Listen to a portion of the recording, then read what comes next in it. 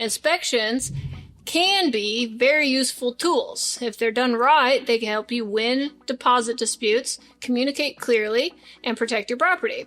When they're done wrong, they're useless. They do nothing. They're just busy work, paperwork for no purpose.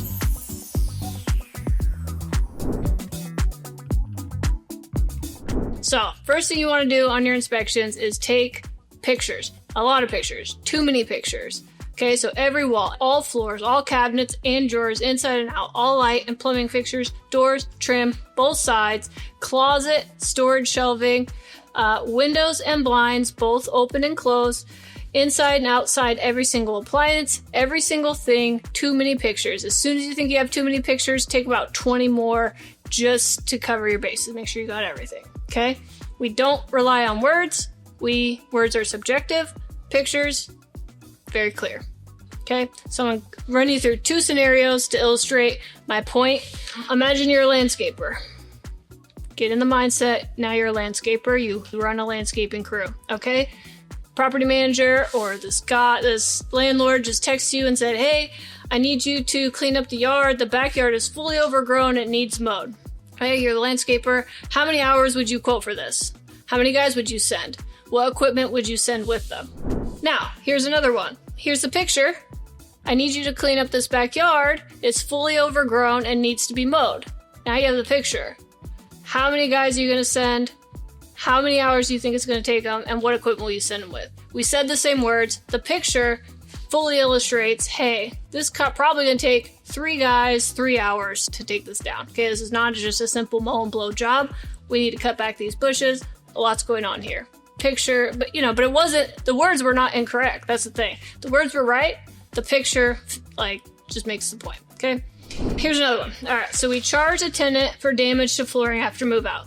The tenant disputed and he said the floor was already damaged at move in. You can't charge me for damages that were already there. So he's disputing the charge from his deposit. Okay. So we took a closer look at the move in and move out report. And this is the damage that the tenant was charged for. And this is the damage that was present at move-in, because we have pictures of both. So we just took these pictures and we sent them to the tenant and we said, thanks for checking, but you are being charged for this puncture in the floor that was not there at move-in. You are not being charged for the damage that was present at move-in, which is this little chip by the back door. So I think I made my point. Take pictures. Okay, move in and move out inspections real quick on these couple notes on them. So obviously these are the most important, the move in, the move out. On the move in, you absolutely need to get the tenant signature. If you don't have the signature on the move in, it's invalid. Okay, so you're not going to accept security deposit until the move in day. The security deposit and the move-in inspection go together and the tenant needs to sign off on that move-in inspection. If you collect deposit early, then it's invalid and you have to give it back, okay, until the move-in inspection is completed. If you don't have the signature, technically you cannot hold the security deposit at all, and you cannot charge a tenant for any damage because you have no proof that they caused the damage because you don't have a move-in condition report that they agreed to. It's very important, and you'll always lose if you don't have it. Move outs are a little easier because they do not require the tenant signature. You can just kind of do them on your own time. You're there to document the current condition, get all your pictures, and really what you're doing is starting to plan your turnover work, what work needs to be done to get this property ready. Okay, so move out, a little more chill, but you're just there kind of doing the same thing. We don't have to get the signature, which is nice. All right, real quick, I want to talk about occupied inspections. This is like an annual inspection. We go in and look at properties. This is our other type of inspection. So we have move in, move out, and we have occupied or annual inspections. A little bit different, right? Because the tenants are living there. This is their home. Technically, it's your property or we're managing the property, but it's their home. They're renting it. So in this case, we do want to respect tenant privacy. We are going to only take photos of the things that are necessary for our report. So these are the things that are necessary for our report are the taking pictures of the smoke detector, the CO detector. We turn on the faucets and go underneath the sink and take a picture to just confirm there's no leaks there. We do an appliance inventory, take pictures of all the appliances and model numbers, which I'll talk about in a moment.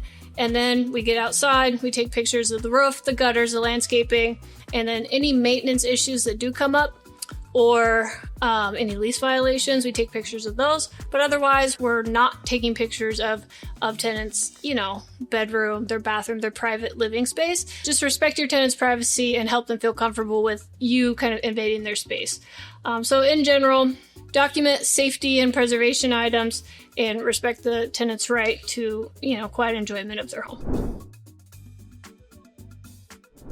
Last thing I want to talk about real quick, we always do on all of our inspections is appliance inventory. So we go in, we take pictures of the outside, the inside of all of the appliances, around the appliance, like the surrounding the appliance, like where it's set, like what's around it, and then the model number of the appliance, so we can have a running inventory of all of our appliances when they were installed and at their last service dates. And this allows for the quickest repair or replacement if and when an appliance goes down during tenancy. So, you know, our fridge is not working, we can send the pictures and the model number to the appliance repair guy, and he can come back and say, oh, that thing's outdated, that thing's gonna fail, or he can say, oh, I have parts in stock, I can be there tomorrow, parts in hand, get that thing fixed, whatever the case may be. But anyway, it just speeds it up substantially if you just have a little bit of organization, have those records available. Okay, so like I said, use strategically and use well. Inspections are a very, very powerful tool. Help you with almost every aspect of your business. But if you just do the lazy approach where you have that checklist and you just write good, good, good, good and initial off on it, it's basically just paperwork that serves no purpose. You did it because it's required, but you're not able to use it. So I would recommend doing a good job using it as a tool it can be. Thanks for watching. If you found this video useful, I encourage you to like and subscribe and follow along for more property management tips.